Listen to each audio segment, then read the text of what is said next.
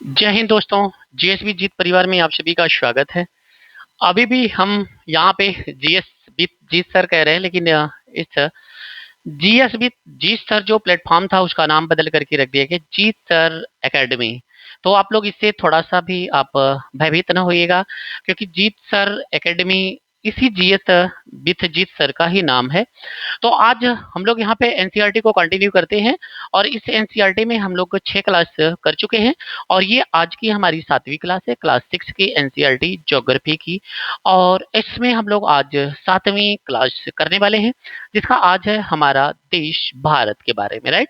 तो आज हम यहाँ पे भारत का एक संक्षिप्त परिचय के बारे में आज क्लास करने वाले हैं। तो आप लोग यहाँ पे अगर 6 क्लासें नहीं देखे हैं तो आप लोग प्लेलिस्ट में बनी हुई है, प्लेलिस्ट में जाकर के आप लोग क्लास को जरूर देखिएगा, राइट। तो आइए आज हम यहाँ पे देखते हैं आज की हमारी टॉपिक क्या है। इसमें हमारा देश भारत के बारे में यहाँ पे आज की टॉपिक है।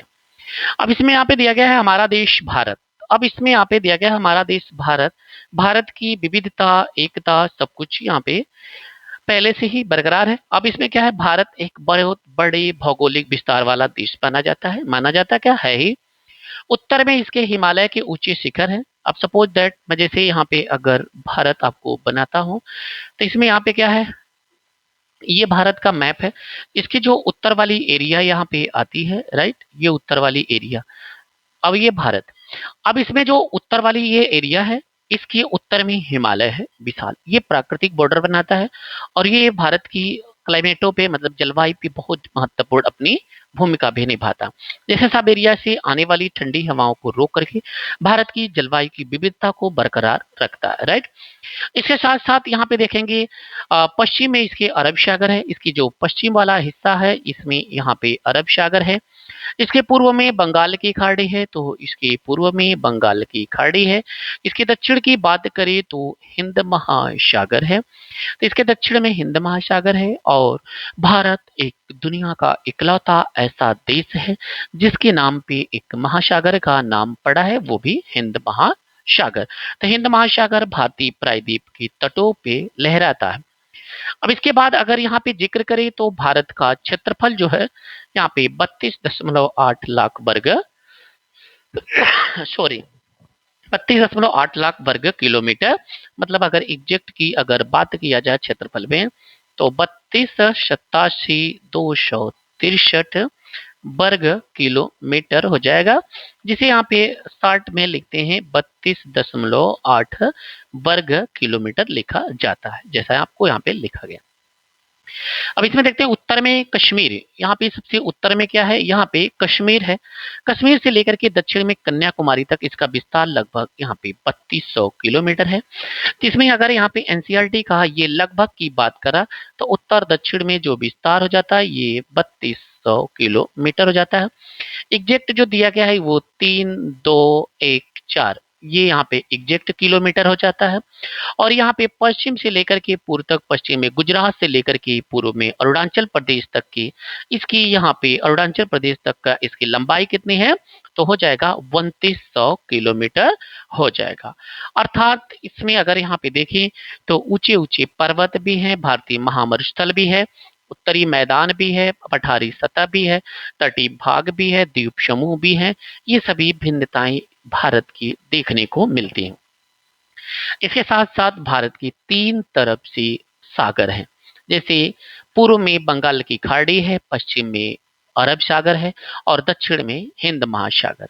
तो 3 तरफ से भारत की कहें तो जल का आपको देखने को मिलेगा। इसके साथ साथ अगर मैं यहाँ पे बात करूं तो यहाँ पे ध्यान देंगे यहाँ की जलवायु, वनस्पति, वन्य जीवों, साथ साथ भाषा, संस्कृति में बहुत भिन्नता मिलती है। और इस भिन्नता में भी हम एकता पाते हैं जो हमारी परंपराओं को दिखाती है। और यही कारण है कि हम एक राष्ट्र में बंधे हुए हैं। 2011 से अब तक भारत की आबादी लगभग 120 करोड़ से अधिक हो चुकी है, यानी कि चीन के बाद विश्व का दूसरा सबसे अधिक जनसंख्या वाला देश। यानी कि अगर समथिंग्स अगर यहाँ पे बात करें तो वर्तमान में लगभग 140 करोड़ भारत की पॉपुलेशन हो चुकी है। अभी यहाँ पे कुछ यहाँ पे स्रोतों के अकॉर्डिंग ऐसा कहा जा रहा था कि भारत की जो पॉपुलेशन यानी कि जनसंख्या वो चाइना की जनसंख्या से आगे हो जाए, राइट। यानी कि भारत दुनिया का सबसे ज्यादा जनसंख्या वाला राष्ट्र हो गया है। अगर हम इसके बाद यहाँ पे अगर पॉइंट की बात करें इसकी स्थिति के बारे में, अगर हम इसकी स्थिति देखें तो भारत उत्तरी गोलार्ध में स्थित है। कहाँ पे है? भारत उत्तरी गोलार्ध में स्थित है। कर्क रेखा क्या होती है? ये 23.5 डिग्री जो उत्तरी अक्षांश है देश को लगभग यहाँ पे भारत के बीचों बीच से होकर के समथिंग जाती है और भारत को दो भागों में डिवाइड करती है, एक उत्तरी और एक दक्षिणी। इसके साथ साथ अगर यहाँ पे हम देखें तो दक्षिण से उत्तर की ओर भारत की मुख्य भूमि का विस्तार 8 डिग्री 4 यहाँ पे मिनट उत्तर से 37 डिग्री 6 मिनट उत्तरी अक्षांश पे है।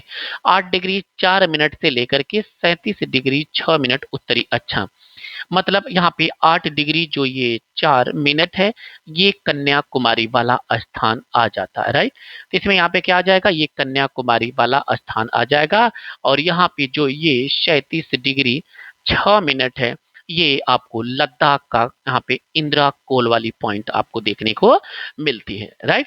तो इस तरीके से यहाँ पे ये अक्षांशीय विस्तार। अब आइए देशांतरी विस्तार की अगर बात करें तो पश्चिम से लेकर के पूर्व तक भारत का 68 डिग्री 7 मिनट पूर्व से 97 डिग्री यहाँ पे 25 मिनट पूर्व देशांतरों के बीच हमारा भारत विराजमान है। अगर हम विश्व को अगर यहाँ पे देखें पूर्वी एवं पश्चिमी गोलार्ध में बांटे तो भारत की स्थिति किस गोलार्ध में होगी? तो भारत की स्थिति हो जाएगी उत्तर पूर्वी गोलार्ध में हो जाएगी। अगर पूर्व पश्चिम की अगर दृष्टि से देखा जाएगा तो भारत पूर्वी गोलार्ध में आता है। अब एग्जैक्ट अगर यहाँ पे अगर बात करें गोलार्ध की दृष्टि से तो जो भारत हो जाएगा ये हो जाएगा उत्तर पूर्वी गोलार्ध में हो जाएगा। कहाँ पे हो जाएगा? उत्तर पूर्वी गोलार्ध में हो जाएगा।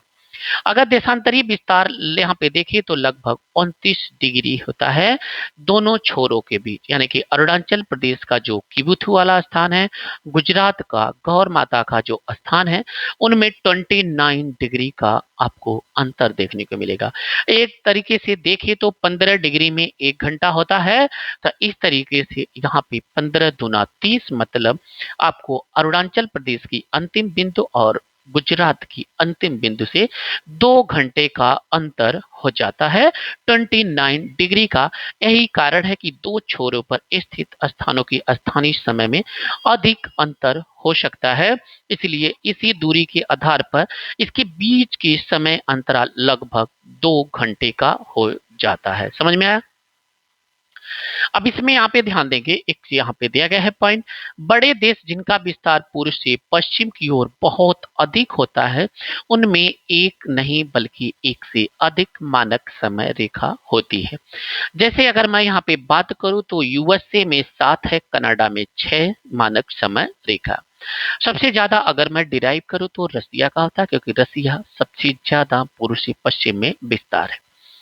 अब इसके बाद एक चीज इसमें यहाँ पे ध्यान देंगे, रूस में कितना है आपको एनसीईआरटी कह रही है कि आप कमेंट करेंगे। अगला यहाँ पे देखते हैं, जैसा कि आपने पढ़ा होगा कि प्रत्येक 1 डिग्री स्थानीय यहाँ पे क्या है, या 1 डिग्री देशांतर में स्थानीय समय में 4 मिनट का अंतर होता है, यानी कि 1 डिग्री देशांतर बराबर 4 मिनट हो जाएगा। आप पहले पढ़ चुके कि 82.5 डिग्री देशांतर पर भारत का मानक समय माना जाता है। कितनी पे? यहाँ पे 82.5 डिग्री पे माना गया। क्यों?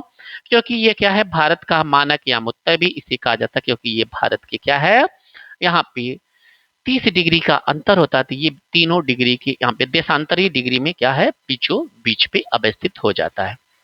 अब इसके बाद अगर यहाँ पे बात करें तो भारत के पड़ोसी देश, तो भारत के पड़ोसी देश भी कुछ यहाँ पे है जिनका यहाँ पे हमें बार बार उपयोग में आता है। अब इसमें यहाँ पे अगर हम क्रमानुसार देखें तो ये अलग है, बाकी अगर लंबाई के दृष्टि से, बॉर्डर के दृष्टि से अगर देखें तो ये अलग हो जाता है। अगर यहाँ पे हम देखें तो सबसे पहले इसमें यहाँ पे अगर जिक्र करें तो ये पाकिस्तान, पाकिस्तान के बाद इसमें आ जाता अफगानिस्तान। अफगानिस्तान सबसे कम बॉर्डर लगाता है, ये मात्र 106 किलोमीटर का बॉर्डर लगाता है, राइट। अब इसमें अगर यहाँ पे जिक्र किया जाए आगे अगर पॉइंट में, तो ये इसके बाद उत्तर में ये हमारा हो जाएगा चाइना हो जाएगा। उत्तर में कौन सा हो जाएगा? उत्तर में हो जाएगा ये, उत्तर में हो जाएगा चीन। उत्तर में चीन हो जाएगा। उत्तर में चीन के साथ साथ उत्तर में नेपाल भी हो जाएगा। उत्तर में नेपाल के साथ साथ उत्तर में ये मुस्कुराता हुआ आपको भूटान भी नजर आएगा, राइट। तो अगर उत्तर की बात करें तो उत्तर में कुल मिलाकर के 3 हो गए। पहला इसमें यहाँ पे चाइना की बात करें, चाइना, नेपाल हो जाएगा, नेपाल के साथ साथ ये भूटान। तो 3 तो हो गए उत्तर में और 2 हो गए पश्चिम में। पश्चिम में कौन से? अफगानिस्तान और पाकिस्तान हो गए। पूर्व की अगर यहाँ पे बात किया जाए तो सबसे पूर्व में ये आता है म्यांमार और एक आता है बांग्लादेश आता। इस तरीके से अगर यदि यहाँ पे जिक्र किया जाए तो 2 यहाँ पे हो गए और ये 4 इस साइड हो गए। तो कुल मिलाकर के कितने हो गए? 6। यहाँ पे कितने हो गए? 6 पड़ोसी देश हो गए। अब इसके बाद अगर यहाँ पे जिक्र किया जाए इनसे, 2 द्वीपीय देश हैं। 2 द्वीपीय देश में से एक यहाँ पे हो जाएगा श्रीलंका और दूसरा हो जाएगा ये है मालदीव, आपको हो जाएगा, इसकी राजधानी माले है। तो इस तरीके से कुल मिलाकर के भारत के 8 पड़ोसी देशों की ये संख्या हो जाती है। अब इससे क्वेश्चन कैसे कंपटीशन एग्जाम्स में बने हैं उसके बारे में जिक्र कर। पहले तो पड़ोसी देशों के बारे में पूछ लेगा कि इनकी यहाँ पे लंबाई कितनी है, सबसे ज्यादा बॉर्डर कौन बनाता है? तो सबसे ज्यादा बॉर्डर 4096 किलोमीटर बांग्लादेश बनाता, 106 किलोमीटर सबसे कम अफगानिस्तान बनाता है। अगर यहाँ पे हम और भी अगर बात करें तो ये इससे क्वेश्चन कैसे बन सकता है? तो इसमें पूछ लेगा कि भारत का कौन सा ऐसा राज्य जो चाइना से बॉर्डर बनाता है, ये भी ऑप्शन में दे देगा। एक राज्य यूपी दे देगा, यूपी चाइना से बॉर्डर नहीं बनाता, यूपी से एकमात्र अंतरराष्ट्रीय बॉर्डर बनता है, उस बॉर्डर का नाम है नेपाल। इसमें यहाँ पे तरह तरह के क्वेश्चंस बन सकते हैं, जैसे त्रिपुरा हो जाएगा। त्रिपुरा को बार बार पूछा गया कि किससे यहाँ पे बॉर्डर बनाता है। 3 तरफ से घिरा हुआ बांग्लादेश से त्रिपुरा है, 3 तरफ से घिरा हुआ अंतरराष्ट्रीय सीमाओं से सिक्किम है, लेकिन तीनों तरफ से अलग अलग देशों से। जैसे यहाँ पे सिक्किम, सिक्किम की अगर यहाँ पे बात किया जाए, ये यस फार उत्तर में चाइना हो जाएगा और पूरब में इसके भूटान स्थित है और इसके पश्चिम में नेपाल स्थित है, राइट। तो ये भी 3 तरफ से घिरत है और ये त्रिपुरा भी 3 तरफ से घिरा हुआ है, लेकिन त्रिपुरा क्या है? एक ही देश से 3 तरफ से घिरा हुआ है, वो है बांग्लादेश से। इस तरीके से ये यहाँ पे इससे आए दिन क्वेश्चन पूछते रहते हैं, राइट। आप लोग इसका मैच देखेंगे और ये यहाँ पे हो गया भारत के यहाँ पे 28 राज्य और प्लस यहाँ पे क्या हो जाएगा? तेलंगाना कह रहा है कि जून 2014 में तेलंगाना भारत का 29वां राज्य बना। इसमें ध्यान देंगे वर्तमान में क्या है? 28 प्लस 8 इक्वल टू 36, यानी कि 36 राज्य वर्तमान में भारत में हैं। पहले इसमें यहाँ पे क्या थे? 7 केंद्र शासित प्रदेश था। पहले भी 8 थे, जम्मू कश्मीर और लद्दाख को केंद्र शासित प्रदेश बना गया है और इसके साथ साथ उस तरह से 9 हो जाते, लेकिन दादरा नगर हवेली दमन दीव ये 2 थे, इन दोनों को विलय कर दिया गया, एक में करके एक बना दिया गया, राइट। इसके बाद आइए देखते हैं यहाँ पे दिया गया है कि राजनीतिक और प्रशासनिक विभाजन कैसे कैसे इनके होते हैं, उस आधार पे देखते हैं। अगर इसकी बात करें तो विशाल देश है, देख चुके। देश में कुल 29 राज्य, 7 केंद्र शासित प्रदेश है। इसमें जो जम्मू कश्मीर था ये यहाँ पे क्या हो गया? अब केंद्र शासित प्रदेश बन गया, तो ये 8 हो गए और यहाँ पे 28 हो गए। ये आप संशोधन दोनों में कर लीजिएगा, राइट। ये पूरा का पूरा ये भौतिक इसमें स्ट्रक्चर दिया गया है, हम इसे आपको समझाने का प्रयास कर रहे हैं, आप इसे ध्यान से देखेंगे, राइट। आप इसे ध्यान से बस समझते चलेंगे, इसमें आपको पूरा। अब इसमें ध्यान देंगे, इसको डिवाइड किया गया है। भारत को अगर यहाँ पे बात किया जाए तो मुख्यतः 4 भूभागों में ये डिवाइड किया जाता है। कौन कौन से? एक इसमें यहाँ पे हो जाएगा उत्तर का पर्वतीय क्षेत्र। पहला इसमें यहाँ पे क्या हो जाएगा? उत्तर का पर्वतीय क्षेत्र हो जाएगा, उत्तर का पर्वतीय क्षेत्र हो जाएगा, राइट। दूसरा जो हो जाएगा जस्ट इसके यहाँ पे पर्वतीय से इसमें ये मैदान हो जाएगा, गंगा यहाँ पे जमुना ब्रह्मपुत्र सिंधु का मैदान हो जाएगा। तो इसमें हम विशाल मैदान यहाँ पे आप लोग पढ़ेंगे इसमें। तीसरा इसमें अगर देखा जाए तो इसके जस्ट दक्षिण में आ जाएगा पठार आ जाएगा, जिसे प्रायद्वीप कहेंगे, राइट। तीसरा इसमें प्रायद्वीप हो जाएगा और चौथे की बात करें तो ये तट हो जाएगा, राइट। तट हो जाएगा, सॉरी, इसमें जो 5वां हो जाएगा ये द्वीप हो जाएगा। क्या हो जाएगा? द्वीप हो जाएगा।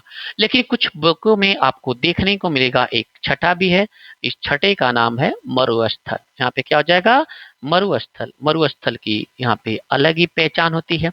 यहाँ पे मैदान भी है, यहाँ पे पठार भी है, यहाँ पे रेत भी है। इस तरीके से लोग यहाँ पे भारत के मरुस्थल को भी एक अलग तरीके से डिवाइड करके पढ़ते हैं, राइट। तो इस तरीके से कुल मिलाकर के इसमें यहाँ पे 6 भागों में इसे डिवाइड किया गया, राइट। अब इसके बाद इसमें यहाँ पे देखते हैं ये भौतिक विभाजन हो गया तो मुख्य रूप से 6 भागों में। अब आइए देखते हैं इसके बाद यहाँ पे अगला यहाँ पे दिया गया है कि 2 जून 2014 को 2 जून 2014 को तेलंगाना भारत का 29वां राज्य, सबसे नया जो राज्य बना था वो यही है।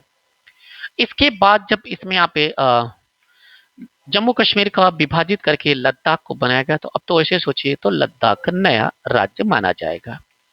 बाकी दादरा नगर हवेली दमन दीव का विलय किया गया, वो तो पहले से ही थे, लेकिन इसमें लद्दाख एक नया राज्य बना था।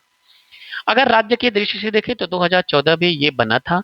ये आंध्र प्रदेश से एक अलग होकर के बना था। दिल्ली भारत की राजधानी है, ये बात आप जानते हैं। राज्यों का निर्माण मुख्यतः भाषाओं के आधार पर हुआ। क्षेत्रफल की दृष्टि से सबसे बड़ा अगर देखें तो राजस्थान, और सबसे छोटा अगर देखें तो गोवा। और जनसंख्या के दृष्टि से अगर यहाँ पे देखा जाए तो जनसंख्या के दृष्टि से अगर देखें तो यूपी सबसे बड़ा, और सबसे छोटा जो हो जाएगा ये सिक्किम हो जाएगा। यहाँ पे दोनों देखते चलते हैं, ये सबसे छोटा हो जाएगा। अब इसके बाद देखते हैं भौतिक विभाजन के बारे में। भौतिक विभाजन देख लेते हैं, फिर उसमें जल्लौढ़ और सहायक नदियों देखते हैं उनके बारे में। भौतिक विभाजन की अगर यहाँ पे बात किया जाए तो ध्यान देंगे, भौतिक विभाजन में भारत में पाई जाने वाली भौतिक आकृतियां विभिन्न प्रकार की हैं, जैसे पर्वत, पठार, मैदान, तट, द्वीप समूह।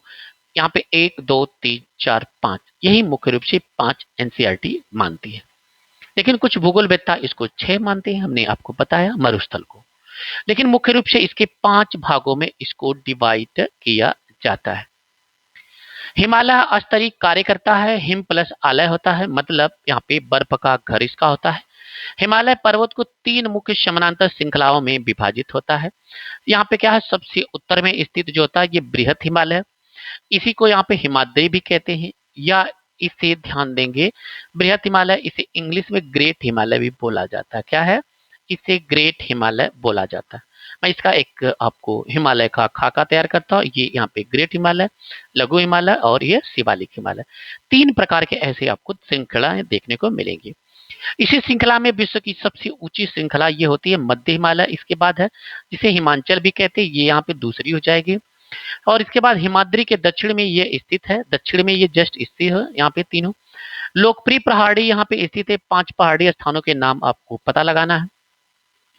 इसके बाद देखते हैं जो सबसे नीचे वाली ये हो जाती है, ये है शिवालिक, ये सबसे नवीन है, सबसे दक्षिण में स्थित है। हिमालय के दक्षिण में भारत का उत्तरी मैदान, अब इन पहाड़ों के बाद उत्तरी मैदान आता है। मैदानों में समतल है, सपाट है, क्यों, क्योंकि सिंधु, गंगा, ब्रह्मपुत्र और इनकी जो सहायक नदियां हैं अपने साथ जल्लौढ़ निक्षेप लाती हैं। क्या होता है जल्लौढ़ निक्षेप, नदियां अपने साथ यहाँ पे छोटे छोटे कड़ों के अवसाद या गाद लाती हैं, और नदियों के ये मैदान कृषि के लिए उपजाऊ भूमि प्रदान करते हैं, और यही कारण है कि इन मैदानों की जनसंख्या अधिक होती है। इसके बाद अगर यहाँ पे हम बात करें तो भारत के पश्चिम भाग में भारतीय मरुस्थल स्थित है। भारत के पश्चिमी भाग में क्या है, भारतीय मरुस्थल स्थित है, और यह शुष्क गर्म रेतीला स्थल है, और वनस्पति की मात्रा बहुत यहाँ पे कम होती है। इसके बाद अगर यहाँ पे बात करें तो उत्तरी मैदानों में क्या है, प्रायद्वीपीय पठार स्थित होता है, और इसकी आकृति त्रिभुजाकार होती है। तो ये जो प्रायद्वीपीय आपको दिखेगा ये क्या है, एक तरीके से ये त्रिभुजाकार होता है। दक्षिण में जब जाते हैं तो इसकी क्या होती है, यहाँ पे जो चौड़ाई होती है वो कम होती चली जाती है। अब इसके बाद देखते हैं इसके धरातल काफी ऊंचा नीचा है, और इस क्षेत्र में बहुत बड़ी सी पहाड़ी श्रृंखलाएं हैं, घाटियां हैं। इसके उत्तर पश्चिम में क्या है, अरावली श्रृंखला स्थित है, जो कि विश्व की सबसे पुरानी श्रृंखला है। विंध्य सतपुड़ा महत्वपूर्ण श्रृंखलाओं में से एक है। इन श्रृंखलाओं से होकर के नर्मदा ताप्ती नदियां बहती हैं। ये पश्चिम की तरफ बहने वाली नदियां हैं जो अरब सागर में गिरती हैं, और इस पठार के पश्चिम में पश्चिमी घाट सह्याद्री, पूर्व में पूर्वी घाट स्थित है, और पश्चिम घाट का विस्तार एक समान रूप में है, जबकि पूर्वी घाट बीच में टूटा हुआ तथा असमान है, और इन पठारों में खनिजों जैसे कोयला, लौह अयस्क की प्रचुरता पाई जाती है। इसके बाद यदि अगर हम यहाँ पे बात करें तो पश्चिमी घाट पश्चिम में तथा पूर्वी घाट पूर्व में तटीय मैदान स्थित होते हैं और पश्चिमी मैदान काफी सक्रिय होते हैं। मैं इसको समझाने का आपको प्रयास करता हूँ, इसको यहाँ पे ध्यान देंगे। इसमें अगर यहाँ पे बात कर रहा कि ये जो तटीय, यहाँ पे पश्चिमी तटीय क्या है, पूर्वी तटीय क्या है, ये आपको भारत का दक्षिण वाला एरिया आपको दिखेगा। ये आपका तट है, तट की अब यहाँ पे साइड में ध्यान देंगे, ये आपको पश्चिमी घाट नजर आएगा। पश्चिमी घाट और ये रेड और हरा वाला और रेड, हरा वाले को आप पश्चिमी घाट मानिएगा, ये पहाड़ी है। और ये जो रेड की है यहाँ पे हमने चित्र बनाया है, आपको जूम कर देने, थोड़ा सा आप इसे स्पष्ट देखेंगे। अब इसमें आपको दिख रहा होगा दोनों के बीच में गैप दिख रहा है। ये जो गैप दिख रहा है इसको हम अलग कलर से दिखाते हैं। यही आपको क्या है, यह क्या है, यहाँ पे मैदान है। ये क्या है, मैदान है। इसी तरीके से सेम कंडीशन हम यहाँ पे ये पूर्वी घाट पे देखते हैं। पूर्वी घाट थोड़ा सा चौड़ा होता है इसका मैदान, क्योंकि ये कटा छड़ा ज्यादा हुआ है। और इसमें जो ये पूरी एरिया आती है, ये यहाँ पे ध्यान देंगे, ये यहाँ पे पूर्वी मैदान, इसे यहाँ पे बोलते हैं पूर्वी मैदान। यानी कि अब आपको ये समझ में आ गया होगा, ये पश्चिमी मैदान, यहाँ पे आपको समझ में आएगा पश्चिमी तट से और पश्चिमी घाट के बीच में ये पश्चिमी मैदान होता है। पूर्वी घाट के और पूर्वी तट के बीच में पूर्वी मैदान होता है। अब ये कहेंगे कि इन मैदानों का निर्माण कैसे हुआ। इन मैदानों का निर्माण भी नदियों से ही हुआ है।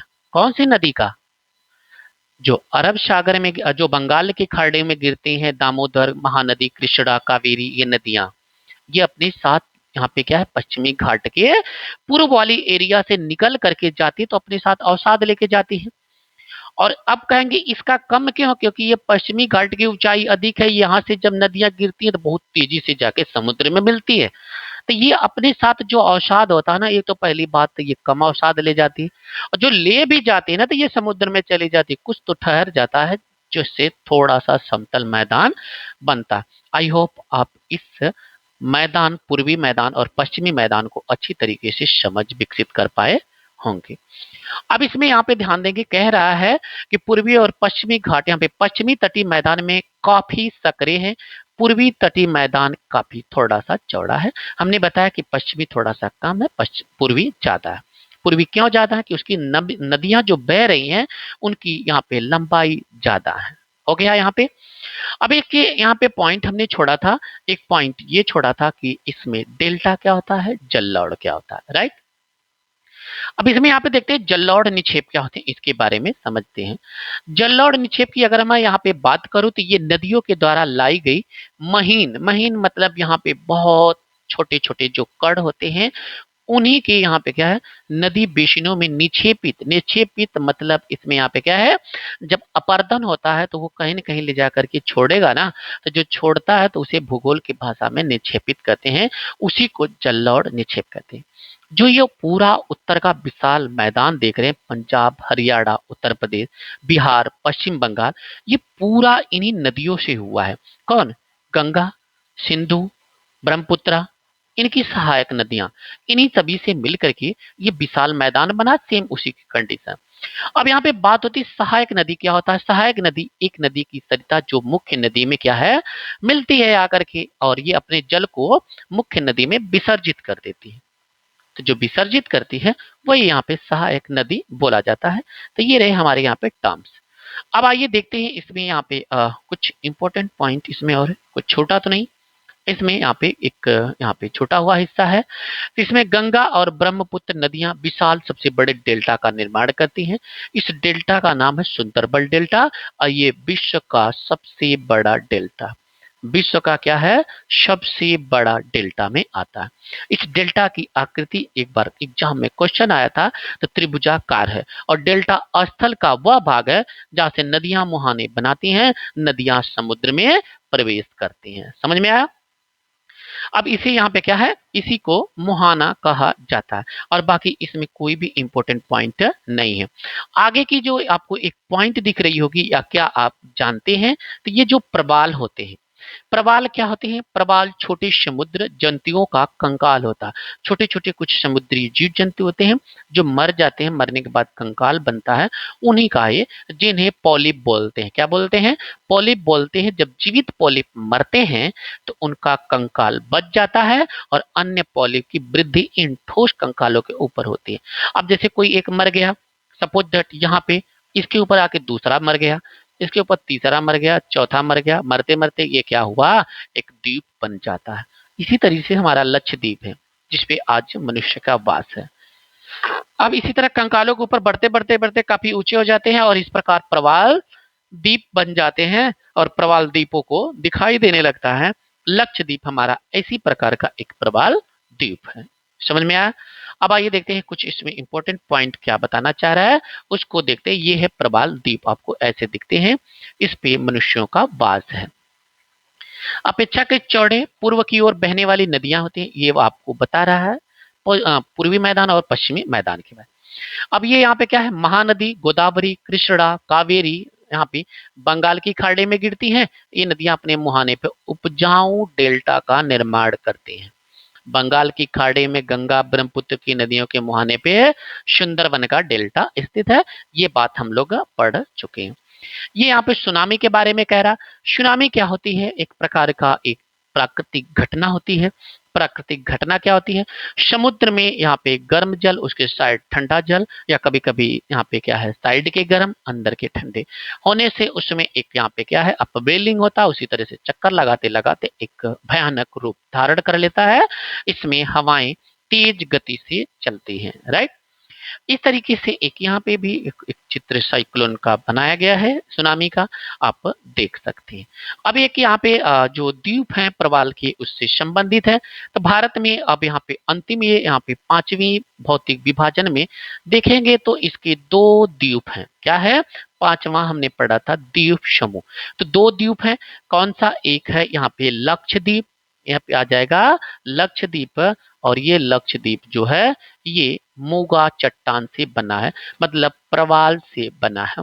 प्रवाल कैसे बना था हमने इसके बारे में बताया। जो दूसरा है ये अंडमान निकोबार है। ये बंगाल की खाड़ी में स्थित है। कहाँ पे है? बंगाल की खाड़ी में। और ये यहाँ पे है अरब सागर में स्थित है। अरब सागर कहाँ पे स्थित है? आप मैप में देखेंगे तो पश्चिम में, और ये कहाँ पे स्थित है तो देखेंगे तो आपको पूर्व में नजर आएगा।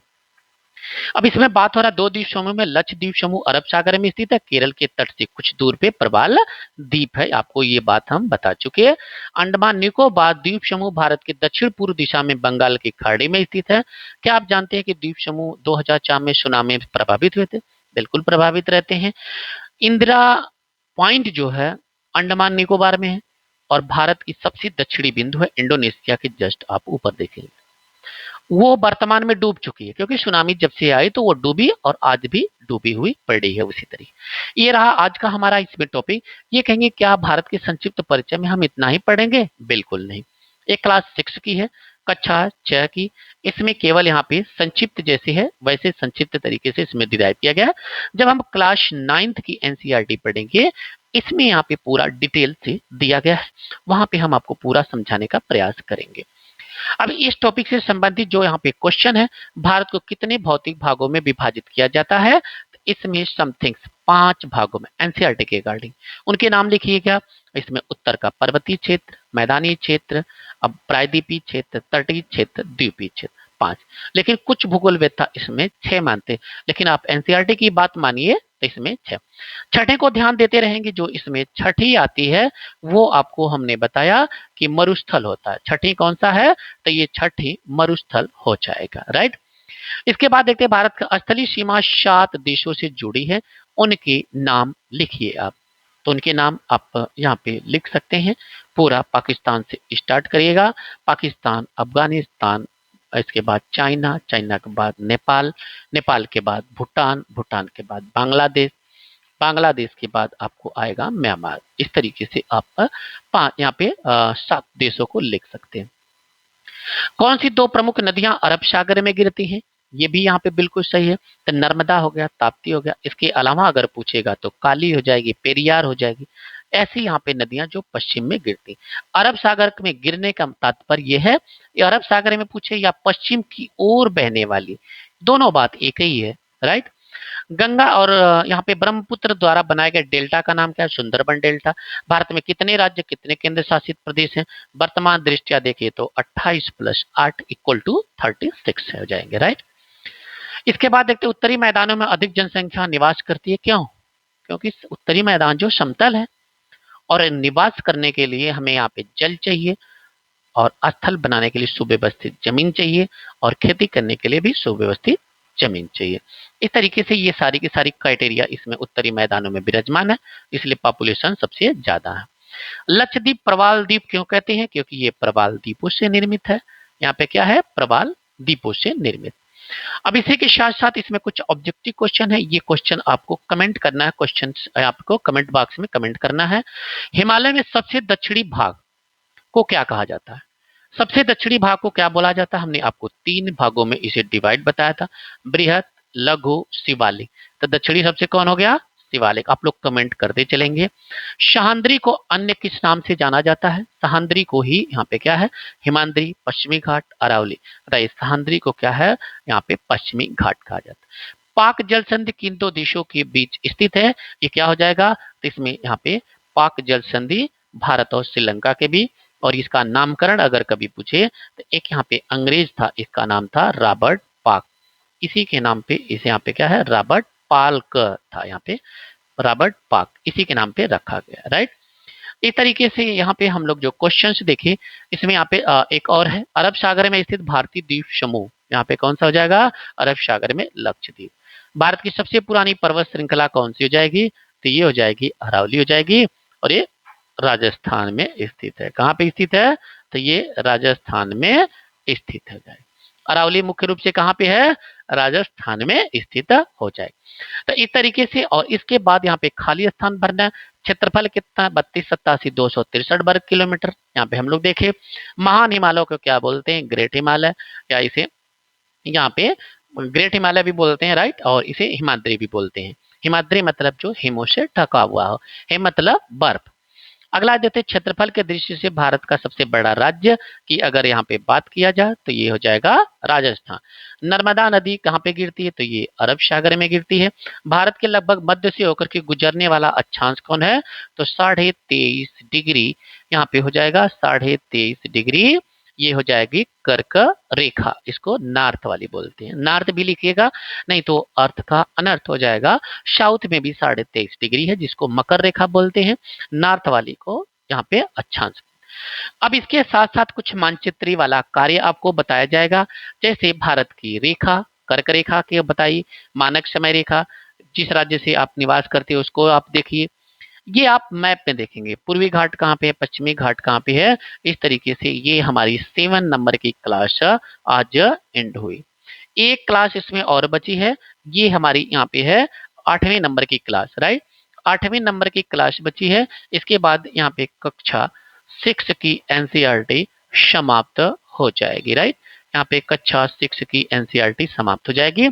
इसके बाद हम लोग यहाँ पे कंटिन्यू 7 की एनसीईआरटी पढ़ेंगे। सबकी वीडियो हम एक ही प्लेलिस्ट में रखेंगे, 6 to 12 एनसीईआरटी, राइट। तो आज के लिए इतना ही। वीडियो देखने के लिए धन्यवाद। आप सभी का दिन शुभ।